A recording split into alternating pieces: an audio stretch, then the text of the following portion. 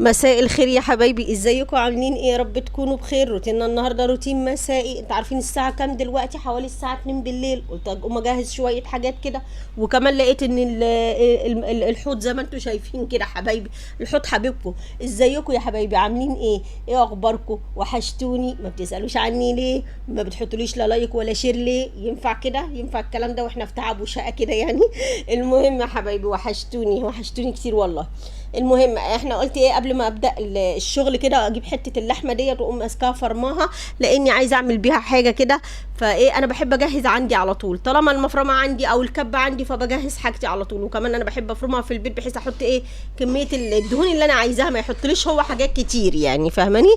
المهم مسكتها قطعتها كده مكعبات زي ما انتوا شايفين، ومسكتها ايه حطيت عليها حته اللي انتوا كنتوا شايفينها كده، حته صغيره كده بحيث ان هي ما تبقاش ايه كلها لحمه يعني، ماشي.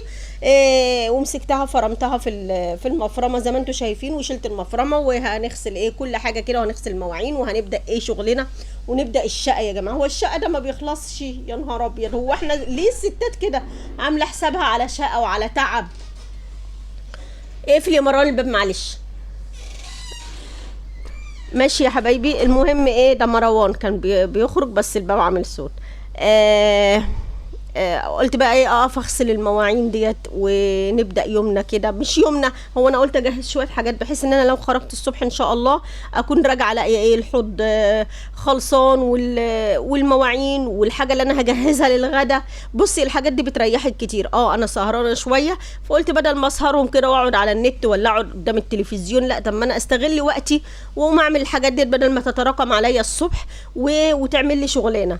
المهم والواحد طبعا زي ما انتم شايفين بيبقى جاي تعبان من الحر، ودرجه الحراره يا جماعه الايام دي يعني بصوا عاليه جدا. فحاولوا ما اللي بيخرج في الحر كده ما يمشيش من غير ازازه ميه بتلج معاه، عشان ما يحصلوش هبوط. عشان لو ويكون احسن يعني لو يكون معاك علبه عصير او حاجه مسكره دايما في شنطتك. دي حاجات لازم في الجو الحر ده عشان ما الواحد ما يهبطش يعني.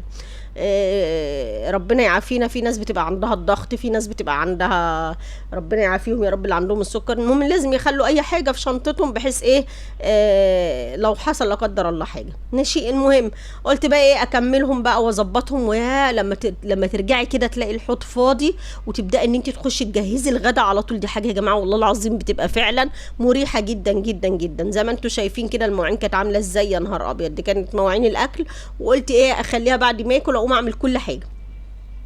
وقعدت بقى ايه وريحت، مش هقوم اتحرك، لا قمت قاعده ومريحه. وكان عندي كده شنطه طماطم كده في التلاجة على شويه فيها قرنين فلفل، قلت اغسلهم واحطهم ايه في الصفايه كده واحطهم في التلاجة برضو مركونين مغسولين.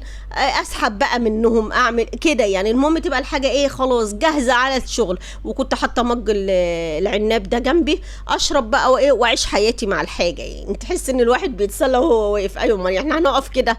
وكان عندي ايه زي ما انتم شايفين ده، كان في ايدي كيس بتاع ده زبده بلدي. المفروض ان هي بلدي. انا يا جماعه لما بشتري زبده من على النت ما بشتريش كميات صراحه يعني، فاهماني؟ ليه بقى؟ بحب اجرب الحاجه الاول. فالمهم ايه قلت اخد منهم كيلو واجربه وايه واشوف الدنيا فيها ايه. لو عجبني خلاص تمام اوكي، ما عجبنيش خلاص بيبقى هو كيلو مفيش مشكله. وفعلا سيحته وعبيته في البطرمان كده، حتى الحبه اللي في الطبق دول. بعد كده جبت ايه فرخايه كده، قلت ايه عشان الغدا. مسكتها غسلتها غسله حلوه وظبطتها بالملح والليمون والدي، وقلت ايه اعملها. ده بتاع دوت صوص باربيكيو على طماطميه على بصلايه على شويه زيت على شويه كمون على شويه كركم، دول اهم حاجه، على شويه بهارات على شويه فلفل اسمر على شويه كمون. انا قلت الكمون على فكره. معاكي بقى ايه ربع معلقه من بسم الله الرحمن الرحيم، من الهيل او اللي هو الحبهان بس مطحون. ونفس القصه معاها ورق لوري مطحون. تمام. انا بحب اعمل الخلطه دي يا جماعه بتبقى حلوه قوي. صوص الباربيكيو بيخليك الفراخ حلوه جدا في الشوي. انا كنت هشويها يعني، ماشي. المهم مسكتهم طحنتهم كده مع بعض، ورحت ماسكه الفرخه زي ما انت شايفه كده وايه مظبطاها. ورحت ماسكاها مدلكاها تدليكه حلوه قوي قوي قوي بالخلطه ديت. يا نهار، بصي بقى فركتها، افركوها من جوه، حط من جوه يعني مش من بره بس. امسكيها بقى وهحطها في التلاجة 5 ساعات على بال ما ارجع، ولا 6 ساعات براحتها، عيشي حياتك على بال ما من اهو يعني. شوف انا بقول لك الساعه 2 بالليل اهو، عادي يعني، هروح الصبح وارجع ان شاء الله باذن الله على الساعه 2 الظهر هتكون تمام. تحطيها بقى في الفرن تاكليها، اولا ما تاخدش منك سوا، ثانيا هتحمر وتبقى زي العسل كانك جايباها من بره من عند